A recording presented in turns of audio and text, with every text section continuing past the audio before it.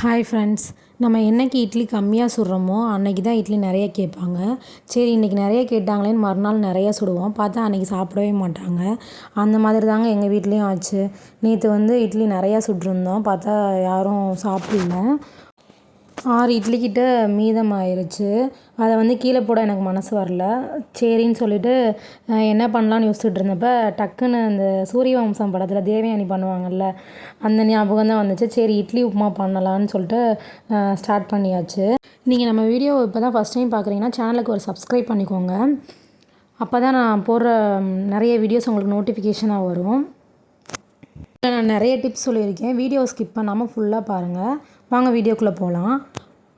First ஒரு கடாயில் கொஞ்சமாக எண்ணெய் ஊற்றிக்கோங்க, உங்களுக்கு தேவையான அளவு. அதுக்கடுத்து கொஞ்சமாக கடுகு போட்டுக்கோங்க.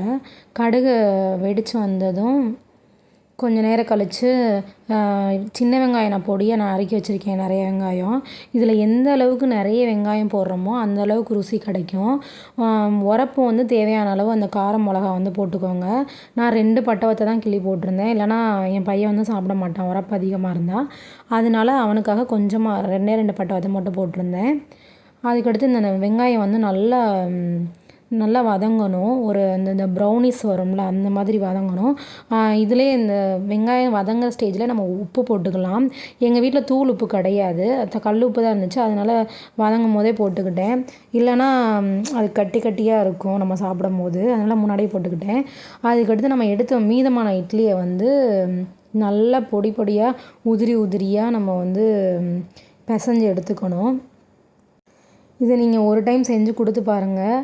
குட்டீஸ் இதுதான் வேணும்னு கேட்பாங்க. குட்டீஸ்லேருந்து பெரியவங்கள வரைக்கும் எல்லாருமே இதுதான் கேட்பாங்க. அந்த அளவுக்கு டேஸ்ட்டாக இருக்கும். எனக்கு இது ரொம்ப ரொம்ப பிடிக்கும். அதை இட்லியெல்லாம் பிசைஞ்சு எடுத்தாச்சு. பிசைஞ்சு எடுத்துகிட்டு இந்த வெங்காயம் வதங்கி வந்ததும் இட்லியை போட்டாச்சு. போட்டுட்டு நல்லா அடுப்பை சிம்மில் வச்சுட்டு கிண்டிகிட்டே இருக்கணும்.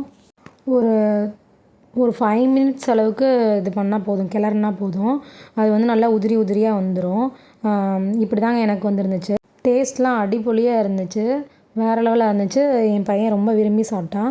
இந்த வீடியோ பிடிச்சிருந்தால் லைக் பண்ணிவிட்டு சேனலை சப்ஸ்கிரைப் பண்ணிக்கோங்க.